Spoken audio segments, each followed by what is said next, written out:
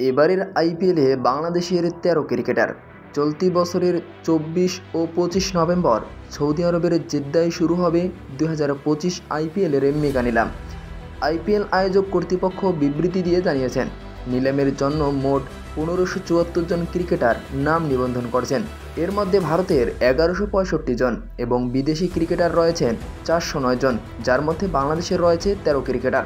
নিলামে থাকা বাংলাদেশের ক্রিকেটাররা হলেন তাসকিন আহমেদ, লিটন কুমার দাস, সাকিব আল হাসান, হাসান মাহমুদ, তানজিম হাসান সাকিব, নাহিদ রানা, শরীফুল ইসলাম, রিশাদ হোসেন, তাওহিদ হৃদয়, শহীদুল ইসলাম, শেখ মেহেদী হাসান মিরাজ ও মুস্তাফিজুর রহমান।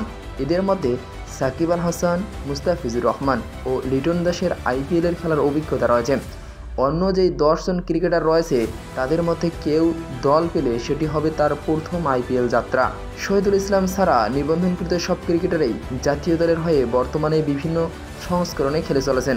২৯ বছর বয়সী শহীদুল ইসলামের বাংলাদেশের হয়ে একটি আন্তর্জাতিক ম্যাচ খেলার অভিজ্ঞতা রয়েছে। নিলামে ওঠা বাংলাদেশি ক্রিকেটারদের মধ্যে শহীদুল ইসলামের নামটা তাই কিছুটা অচেনাই থেকে যায়। নিলামে তার ভিত্তিমূল্য ধরা হয়েছে ৭৫ লাখ রুপি।